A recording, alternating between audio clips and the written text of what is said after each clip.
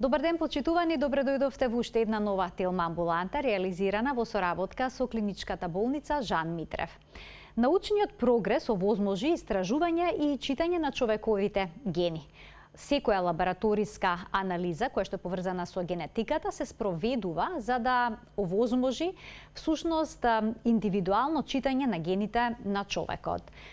Има различни генетски тестови, кому се препорачуваат и каков тест треба да се направи доколку некој има ретко заболување или пак сака да направи истражување за одредена наследна болест, може ли да добиеме информации на кои лекови најдобро би ни делувале и кај кои лекови би имале проблем. За сето ова детално од разговорот со Марија Ѓоргиевска, молекуларен биолог во Жан Митрев клиник. Добре ни дојдовте во телеамбуланта. Добро ве најдов. Кога се прави генетска анализа, всушност се секвенционира, се испитува нашата ДНК.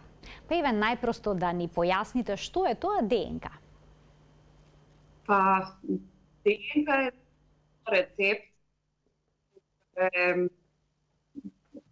што всушност изградба на еден организам, како и за негово правилно функционирање.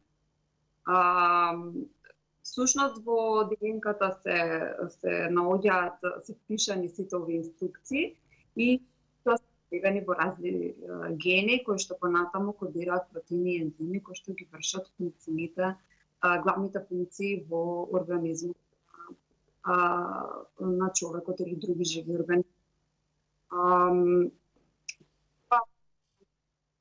Термини кои што напред би сакала да ги јасним, например, кога зборуваме за целокупните информации, целокупните генетски информации, тогаш зборуваме за геном. Сите информации што се наоѓаат. Така, ние имаме мал проблем со тонот. Тука ќе пуштиме еден блок реклами, а веднаш потоа продолжуваме, се надевам, во најдобар ред со денешната телеамбуланта.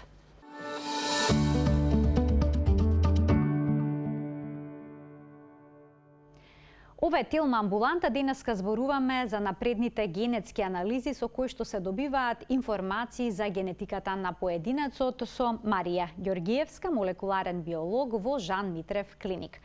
Марија, пред малку ни појаснувавте што е тоа ДНК, еве накратко уште еднаш да ни опишете и при анализите дали правите всушност секвенционирање на целиот наш генетски материјал или пак само на негови одредени делови? Така. Значи, најпрвен ДНК да објасниме дека е еден вид на рецепт кој што е неопходен за изградба на еден жив организам и за негово правилно функционирање. И при тоа генетските анализи служат за испитување на токму овој генетски материјал и проверка дали може би има некакви грешки во самиот тој генетски материјал кои што би предизвикале некаква болест. И се во однос на методи има многу различни методи, од таргетирани методи кои што анализираат само еден мал дел од тој наследен материјал, од таа ДНК, или конкретни мутации, меѓутоа има и опсежни анализи кои што ја анализираат целата ДНК која што се наоѓа кај човекот, и всушност така целокупната анализа на целата ДНК на човекот всушност се нарекува анализирање на геномот. Во зависност од потребите, разни анализи така, различни потреби, различни анализи, доколку лекарите се посомневат дека детето или пак некој човек има ретка болест. Тогаш каква анализа се спроведува? Значи, нашите препораки, најчесто доколку станува збор за една афектирана индивидуа за која што се сомневаме на генетско заболување, нашите препораки се да се направи секвенционирање на екзомот на таа индивидуа, меѓутоа обично препорачуваме тоа да се направи заедно со анализирање на геномот на родителите. И При тоа, бидејќи во последно се покажа дека всушност најчесто промени или мутации конкретно во кодирачките региони од геномот се најчеста причина за ретките генетски заболувања, затоа и најчесто ние препорачуваме секвенционирање на екзомот на пропозитусот заедно со неговите родители, кога станува збор за ретка генетска болест. Споминавте екзом, тој е уште еден термин кој што ни е нам непознат. Што е тоа всушност? Екзомот е всушност дел од целокупната ДНК, дел од геномот, кој што всушност ги опфаќа околу 20.000 гени, кои што кодираат протеини и функционални РНА молекули, кои што се неопходни за функцијата на нашиот организам. Да. Така. Сега, доколку се утврди дека детето има некаква ретка болест, потребно ли е родителите исто така да направат генетско испитување за да проверат дали се тие носители на мутирани гени, на мутации? Така. Ние секогаш кога има можност, кога се достапни родителите, препорачуваме и тие да се испитаат. Најпрво затоа што на тој начин се зголемува можноста за поставување на дефинитивна генски дефект, дефинитивен.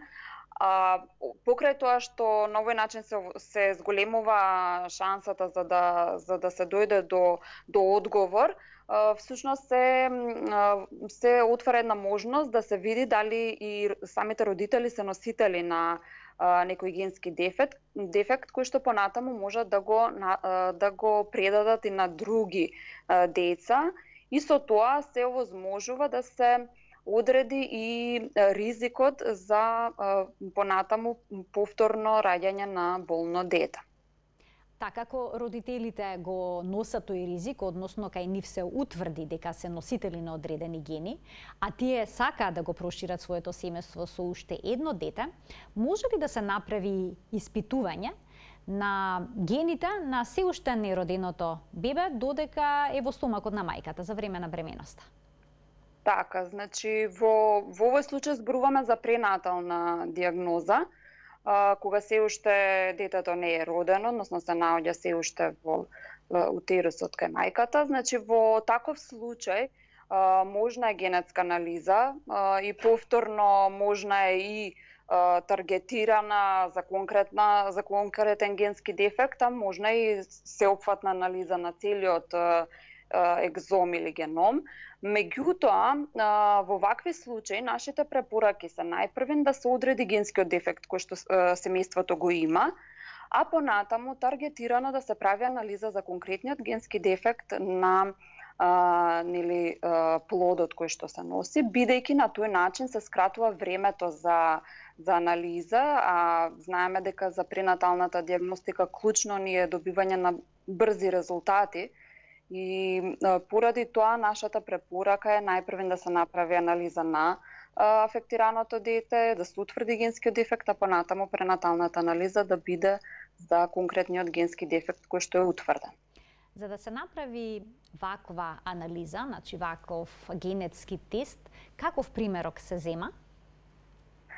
Така, примерокот за оваа анализа е всушност амнионска течност, бидејќи во таа течност се наоѓаат клетки кои што се ослободени од ембрионот. Всушност тоа е еден репрезентативен материјал за генетскиот материјал на самиот плод.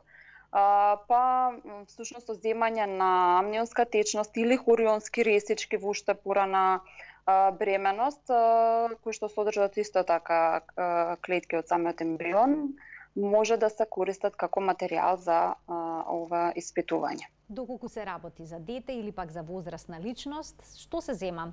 Венска крв или пак примерок од плунка? Така, најчесто препорачуваме венска крв, бидејќи сепак се добива поголемо количество на ДНК и во тој случај, значи секогаш сакаме на безбедни да бидеме, односно да имаме доволно количина за испитување. Меѓутоа, секако доколку станува збор за мали деца, некогаш и кога не е возможно да се земе примерок во моментот од детето, тогаш секако дека е можно да се земе и бриз од букална слузокожа, каде што од каде што се изолираат клетки од нив ДНА од индивидуата. Кога лекарите се сомневаат на некоја ретка болест, дали обично правите таргетирани тестови за конкретната болест? Значи, се зависи за која болест станува збор. Така, например, ако станува збор, да речеме, лекарите се скоро сигурни дека станува збор за цистична фиброза, тогаш би го испитувале само и нели предходните прелиминарни тестови укажуваат на цистична фиброза, тогаш секако би се испитал само генот кој што е одговорен за оваа болест. И бидејќи тоа е релативно честа, иако спаѓа во ретки болести, релативно честа ретка болест, и тогаш би оделе таргетирано испитување на само тој ген. Меѓутоа, доколку станува збор за се уште не дефинитивно утврдена диагноза, се уште лекарите се сомневаат на повеќе можни диагнози, или пак доколку станува збор за полигенски заболувања, каде што мутација во повеќе различни гени може да биде причина за болеста, тогаш се оди на еден посеопфатен тест, односно секвенционирање или анализа на целиот екзом кој што ќе ги вклучи сите гени кои што се наоѓаат. Се случува ли да добиете информација за ген кој што во литературата не е опишан како промена што предизвикува болест, или пак не е познат нејзиниот ефект? Ова ве прашам во контекст на тоа како се толкуваат овие молекуларно генетски тестови. Во склоп на симптомите, на диагнозата, како изгледа тоа? Така, кога ние ќе добиеме информации за целиот, да предпоставиме, екзом на човекот, сепак анализата понатаму, биоинформатичката анализа, оди во насока на анализирање на гените кои што може да се асоцирани со состојбата на пациентот, со неговите симптоми и слично. Бидејќи нели не можеме да ги проверуваме сите 20.000 гени, тоа би траело премногу долго и не би извлекле повеќе информации од таргетираното. Меѓутоа, и тогаш кога проверуваме гени кои што се асоцирани со состојбата на пациентот, може да наидеме на мутација која што е непозната, која што не сме сигурни дали може да оваа мутација предизвикува состојбата на пациентот или не. И во тој случај, всушност се добива еден резултат каде што се репортира дека имаме детектирано варијанта со непозната клиничка значајност, и при тоа во такви случаи препорачуваме препроверка на детектираните варијанти во иднина, бидејќи литературата постојано се менува, постојано се наоѓаат наоѓаат нови информации во светската литература, така да има такви случаи кога не се наоѓа дефинитивен генски дефект, туку имаме некоја сомнителна, меѓутоа не можеме со сигурност да кажеме дека е дефинитивна причина за состојбата. А ако лицето има некаква генска болест, ретка болест, а со таргетираниот тест не се утврди тоа, односно промената е во некој друг ген, што се прави потоа и понатаму пребарувате, барате, правите дополнителни тестови, има потреба за тоа?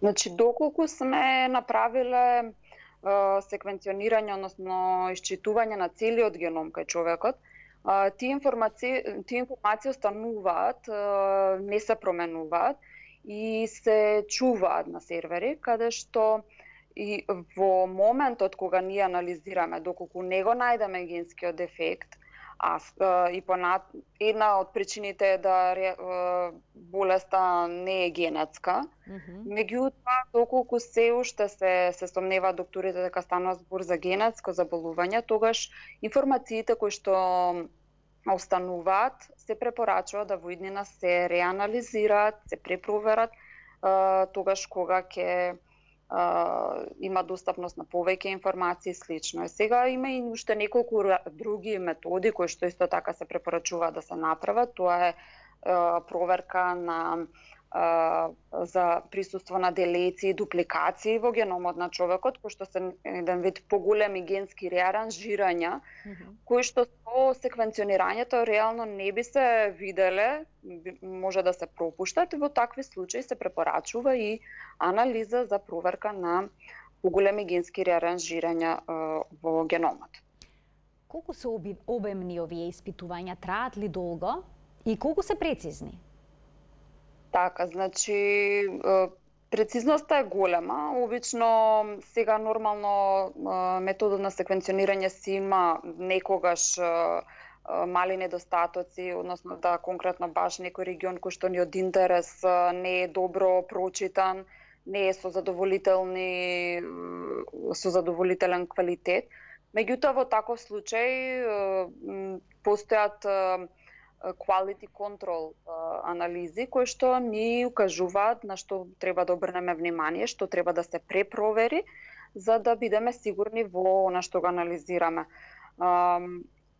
Со најопсежните методи е всушност навистина она што најмногу што може да се направи е тоа. И затоа се и малку по долготрајни, да речам. Односно, обично во нашата лабораторија за анализа на екзом или па геном трае околу 2 месеци, месец до 2, зависи колку брзо ќе се добијат секвенцијата за анализа. Со Марија Ѓоргиевска, молекуларен биолог во Жан Митрев клиник, денеска зборуваме за напредните генетски анализи, кои што ги прават во нивната лабораторија во Жан Митрев клиник. Почитувањето овој момент ќе можете да се вклучите во емисијата на телефонскиот број 3076-677 и да поставите прашања кои што се однесува на темата на која што денеска зборуваме.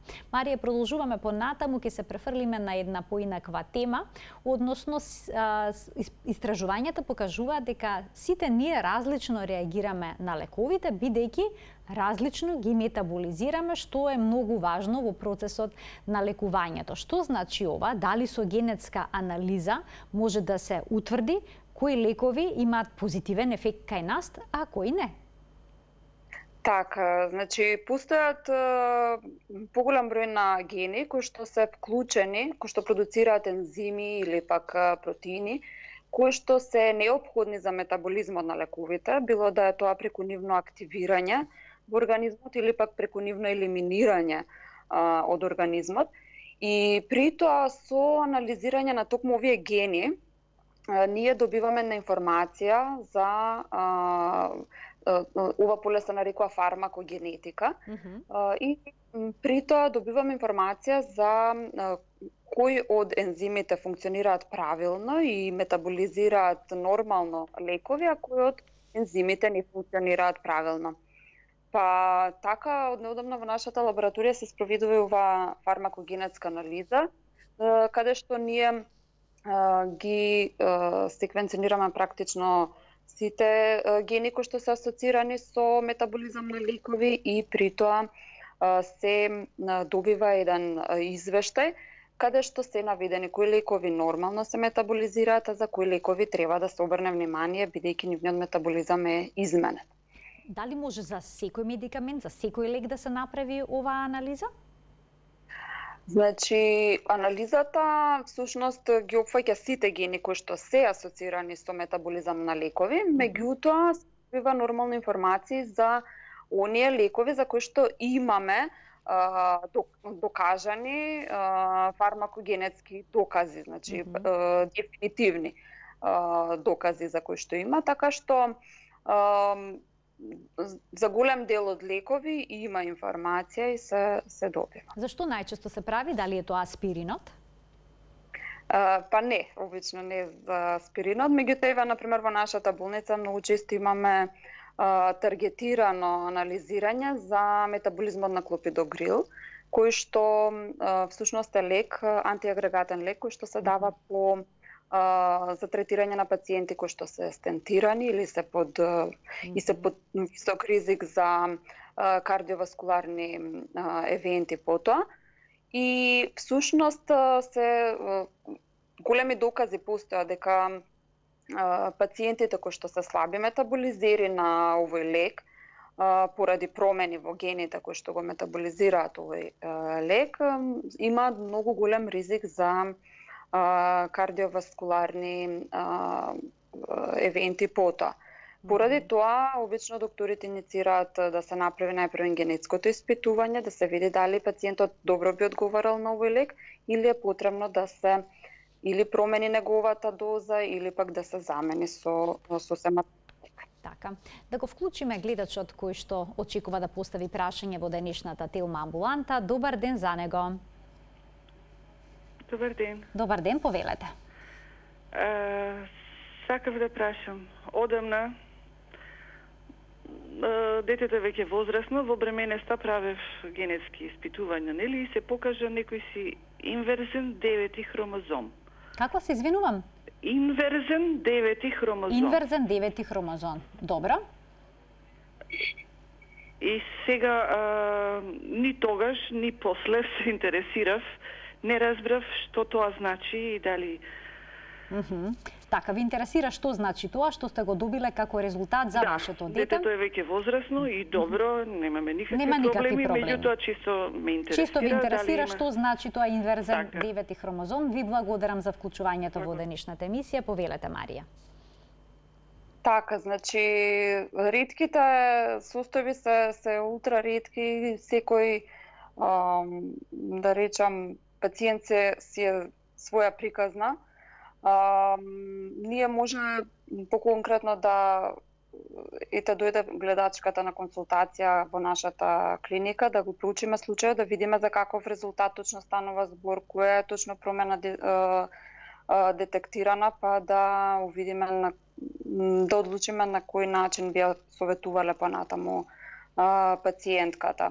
Така. Бидејќи општо е многу прашањето, може да дојде пациентката па да поразговараме лично. Така, уште малку би се задржала на лековите. Дали со овие тестирања, со овие генетски тестирања, може да се утврди и која доза од одреден лек би била најсоодветна за нас? Така, од овие генетски испитувања најчесто се гледа дали пациентот е слаб, нормален метаболизер или пак слаб или забрзан метаболизер за одреден лек. И во случај кога пациентот е послабо го метаболизира лекот, обично се препорачува, има одредени референтни центри кои што се следат за препорака на измена на дозата на лекот и може да биде препораката зголемување на дозата на тој лек. Меѓутоа, доколку станува збор за ултрабавен метаболизер кој што како има проблем да го метаболизира тој лек, тогаш може да биде препораката и комплетно негова замена со сосема друг лек. Така. А при секвенционирањето на геномот се добиваат генетски информации не само за постоечките болести, туку и за можните болести, односно за ризиците кои што ги носиме. Што се може да откриете на ваков начин? Така, со секвенционирање на целиот геном кај човекот, всушност не само што добиваме податоци за носителство на ретки болести, ние можеме да добиеме податоци за некои негови карактеристики, ризик за развој на болести во подоцнежната возраст или пак ризик за појава на некои болести кои што доколку не се смени начинот на живот би значил. Така што во нашата лабораторија се спроведува и анализа која што се нарекува персонализирана генетика. При оваа анализа се прави секвенционирање на целиот геном кај човекот и при тоа се добива еден извештај каде што се утврдува носителскиот статус за ретките болести кои што таа индивидуа ги има. Потоа се одредуваат ризик варијанти кои што и сами по себе значително го зголемуваат ризикот за појава на некоја болест, а се добива и податок за полигенски ризик, кој што всушност означува кога голем број на мали промени кои што сами по себе немаат влијание, меѓутоа кога ќе се најдат во еден склоп заедно, и така како го менуваат ризикот за некое заболување. Па така, например, се одредува кој е ризикот за појава на кардиоваскуларни заболувања кај човекот,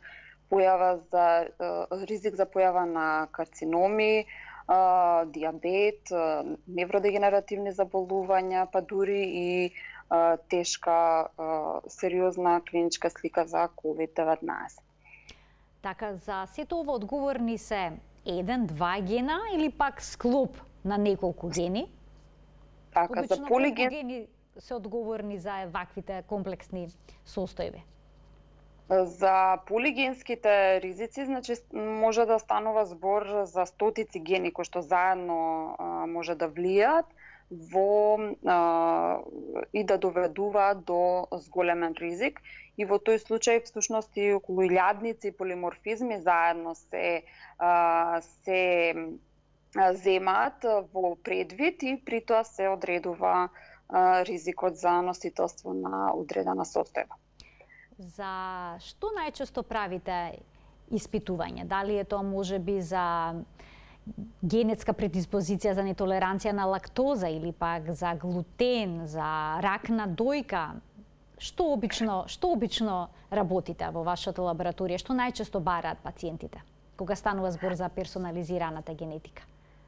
За персонализираната генетика, за конкретно таа анализа, всушност во тој извештај се содржат сите информации, односно за било каков ризик да носи пациентот, тогаш се наведува, а се наведуваат и ризиците посебно за кардиоваскуларни заболувања, карциноми, невродегенеративни, како што кажав, заболувања и така натаму. И се наведуваат носителство на мутации кои што се точно познати како патогени, кои што дефинитивно се причинители за болести, кои што би можеле понатаму тие да ги пренесат на своето поколение. Така да тоа е една најопсежна анализа која што се спроведува во нашата лабораторија и која што е многу бенефитна, па дури за здрави луѓе кои што сакаат да знаат кои ризици тие ги носат во себе. Да го вклучиме гледачот кој што сака да постави прашање. Добар ден. Добар ден. Повелете. Ќе ве молам, имам едно прашање. Поздрав прво. Јас многу години боледувам од висок крвен притисок. Дали лабораторијата во Жан Митрев врши испитувања на лековите што се даваат на пациентите, дали му одговараат на неговата генетска на неговиот генетски профил. На неговиот генетски профил. Да речем, јас примам одредени лекови и тие лекови не ми одговараат. Притисокот сепак ми е висок, јас треба дупла доза да земам. Така. Дали може да се испита, кога докторот ти ги препорача лековите, да се испита дали тие лекови делуваат на Така, би ви делувале или не. Ви благодарам, ова е едно убаво прашање. Марија, дали имавте можност да го слушнете?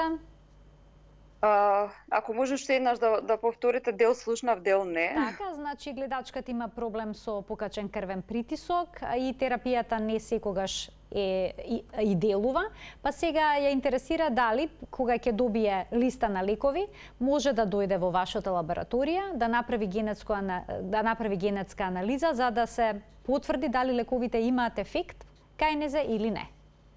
Така, значи можна е таква анализа. Ние најчесто на тој начин функционираме, да од пациентите доколку веќе примаат одредени лекови, да ни дадат листа на сите лекови кои што тие ги примаат, однапред им кажуваме за кои лекови дефинитивно ќе добијат одговор, за кои лекови нема информации достапни во литературата и нема да добијат одговор. И понатаму генетската анализа вклучува, ние секако користиме најопсежна анализа која што може да се користи, ги опфаќаме сите гени кои што се познати за метаболизмот на лековите, па се добива репорт за сите оние кои што се и од интерес за пациентот и плюс и за други лекови. Значи на таа листа има и лекови за притисок? Да, секако. Да. Добро. Продолжуваме понатаму со денешната тема, зборуваме за делот сега за персонализирана генетика. Доколку утврдите некои гени кои што укажуваат на можност за развој на сериозна болест, дали е тоа деменција, карцином и слично, која е веројатноста дека некој ќе ја добие болеста? Дали штом некој е носител на генот, сигурно ќе се разболи во текот на животот или тоа не е баш така? Така. Тоа не е баш така, како што и предпоставувате. Значи, ризиците за кои што ние зборуваме се генетски ризици, односно ризик пресметан према генетскиот материјал кој што ние го носиме. Меѓутоа, вкупниот ризик за појава на одредена болест, нормално, за да се пресмета вкупниот ризик, потребни се информации за животот на таа индивидуа, начинот на живење, на исхрана, спортување, години, други заболувања и слично. Така што, всушност, ако имаме големен ризик за појава на кардиоваскуларни заболувања и ние имаме висок холестерол, да речеме, тогаш со воведување на терапија која што ќе го регулира нивото на холестерол, ние значително ќе го намалиме вкупниот ризик за развивање на едно кардиоваскуларно заболување. Така што генетскиот ризик не значи се, не значи дека дефинитивно ќе заболиме дури ако имаме многу висок ризик. Меѓутоа е многу полезно да го знаеме, за да знаеме што на што да превземеме, какви превентивни мерки да се превземат и слично. Така, значи ако си го знаеме генетскиот ризик, можно е да се спроведе одредена превенција. Кому препорачувате да направи ваква анализа?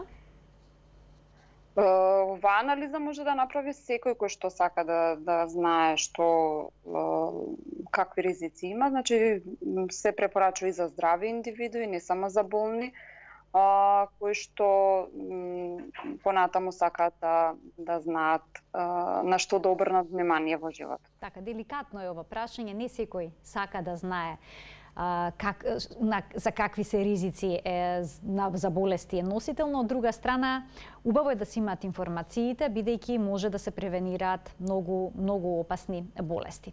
А што е со оној дел со инвитро плодувањата? Се повеќе брачни партнерски двојки се реализираат како родители на ваков начин. Можно ли е со генетско испитување да се утврди кој ембрион носи најдобар генетски потенцијал? Така, и тој ембрион да се трансферира, односно да се направи трансфер токму на тој ембрион. Значи, во светот веќе постои преимплантациона генетска анализа која што широко се употребува. И таа обично е за пациенти кои што се препорачува единствено на пациенти кои што имаат веќе дефиниран генетски некој проблем во семејство. Така. Меѓутоа, од неодамна, последните 2-3 години, голем замав зема неинвазивната преимплантациона генетска анализа во светот. Енормно се истражува. И всушност ние од неодамна веќе имаме еден проект со инвитро лабораторијата од Ремедика, каде што спроведуваме анализа, неинвазивна преимплантациона анализа на ембрионите, каде што се одредува кој ембрион всушност има најдобар потенцијал, односно најдобар генетски материјал и кој ембрион би го фаворизирале за трансфер. Така. Ова анализа всушност е во многу голема предност пред стандардната преимплантациона анализа, бидејќи со неинвазивниот метод не се прави класична манипулација со самиот ембрион, значи не се зема од него биопсија, воопшто не се пипка. А од каде се зема тогаш ДНК материјалот? Така, материјалот кој што го испитуваме е всушност слободна ДНК која што се испушта од ембрионот во медиумот во кој што тој расте. Тоа е едно ултра... Значи, околу ембрионот всушност може да се најде тој материјал. Да. Се покажа дека 5-6 ден од растењето на ембрионот има доволно количество на ДНК ослободена во медиумот, кој што може да се користи за ваква генетска анализа. Тоа е нормално ултра мало количество на ДНК и поради тоа ние имавме еден подолг тест период кој што успешно го завршивме заедно во соработка со инвитро лабораторијата од Ремедика и сега можеме да кажеме дека веќе ни е ова анализа ставена во редовна употреба за сите оние кои што сакаат да направат еден ваков вид на испитување на ембрионите. Имаме гледач на линија, да му дадеме предност и да го вклучиме во програма. Добар ден. Добар ден. Повелете. Сакам да прашам, психички разболен човек, потомството негово дали е најризично да заболе од оваа болест?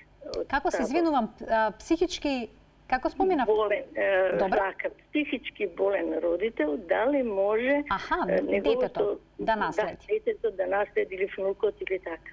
Добро, ви благодарам за вклучувањето во програма. Дали го слушнавте прашањето? Дали детето може да наследи доколку родителот е психички болен, дали детето може тоа да го наследи? Предпоставувам, ја интересира гледачката, дали со генетска анализа тоа може да се потврди или пак утврди? Значи, во однос на невропсихичките расстройства, значи малку е комплексно, бидејќи голем број на гени се асоцирани. Меѓутоа, многу често и самата етиологија не е генетска, така што со генетски испитувања може да провериме дали станува збор за генски дефект кој што довел до состојбата на таа индивидуа, а понатаму и нашата препорака најпрвен да се испита афектираната индивидуа, а понатаму да се види доколку се најде генски дефект, тогаш може дефинитивно да се провери и ризикот кој што тие деца ризикот за деца, да. А што е со трудниците кои што сака да испитаат генетски профил на своето дете, односно да исклучат одредени хромозомски аномалии конкретно? Во која недела може да направат ваква анализа преку крвта, дали ја правите и вие таа анализа? Така, да, ова станува збор повторно за кога правиме анализа преку крвта, повторно за неинвазивна пренатална се нарекува анализа. И овдека повторно во ова анализа всушност се испитува слободна ДНК од ембрионот која што се испушта и циркулира во крвотокот кај мајката. Веќе од 10-та недела па натаму може да се прави ваква анализа на трудницата и при тоа се добиваат информации за носителство на евентуални хромозомски анеуплоиди и микроделеци.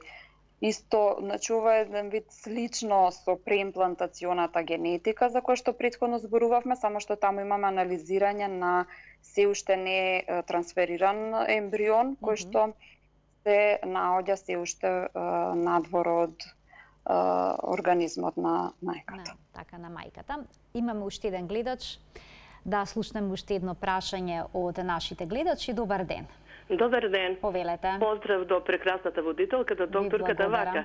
Сакам да ве прашам, може да не е у темата, ама мајка ми, знаеш, живеја негде околу 70 и неколку години и не е никад отишла на лекар, знаеш, и ја мислим, ајде, и ја, знаеш, како мајка ми, нели, мислим, ајде, не треба да идем, но овај корона, толку, јас короната мислим многу лесно ја поминав, но испаднаа некои гинеколошки работи, ете зашто треба жените да се идат, едно 10 години не бе отишла, имаше многу болови, испадна операција, тој помина се убаво, сега прима да го прашам докторката, една вакцина, друга вакцина, може ли третата вакцина да го примем, таа бустер, како се вика вакцина? Така, само да ви кажам дека денешната гостинка е молекуларен биолог, таа не е докторка, така што мислам дека одговор на ова прашање ќе може да добиете во некој од следните изданија на Телма амбуланта, следете не од вторник натаму, бидејќи понеделник е резервиран за теми од областа на педиатријата, па ќе можете да се информирате.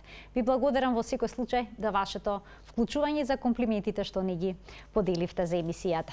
А ние сега продолжуваме понатаму. Сите веќе сме запознаени со молекуларната диагностика поврзана со детектирањето на геномот на вирусите преку PCR тестовите.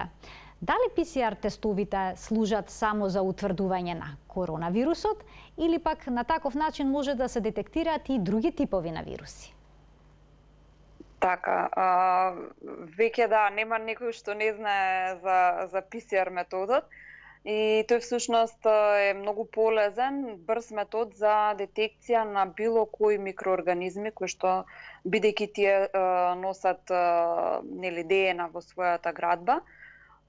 И практично со PCR метод може да се детектираат многу различни микроорганизми за кои што се сомневаме, било да се тоа вируси или бактерии кои што предизвикуваат респираторни заболувања, било да се тоа вируси, бактерии или паразити кои што предизвикуваат гастроинтестинални заболувања, вируси кои предизвикуваат хепатити, други и многу други инфективни болести. Така, кога обично се прават овие тестови? Кога наоѓаат најголема примена?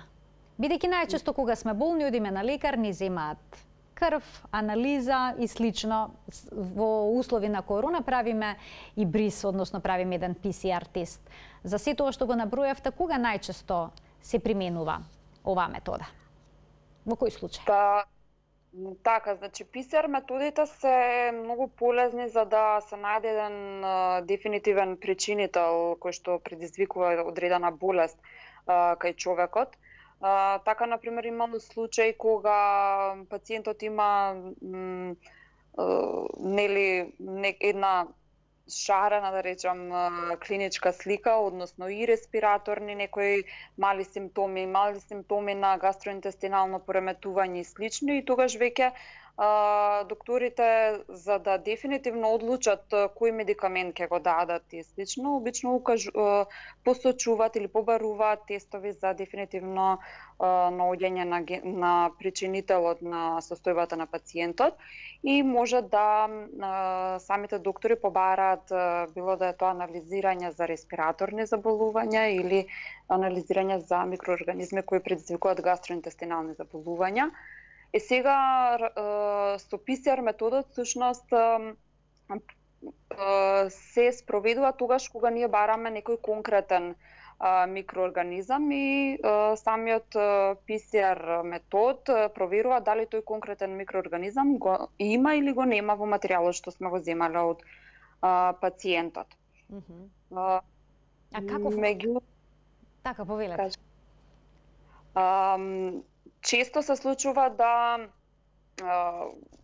треба брзо да се реагира. Токму PCR методите имаат бенефит што се брзи методи за детекција и наоѓање на одговор.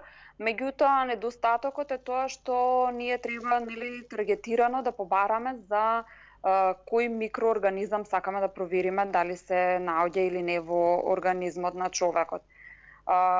Ние од неодамна сме во развој на еден друг метод кој што се нарекува метагеномика на клинички примероци и овој метод практично вклучува анализирање на примерокот за присуство на било какви микроорганизми во него. Во тој случај ние со метод на хумана деплеција или осиромашување на хуманата ДНА, што се наоѓа во примерокот, и понатаму рандом секвенционирање на генетскиот материјал кој што останал во примерокот, успеваме да детектираме причинители, микроорганизми кои што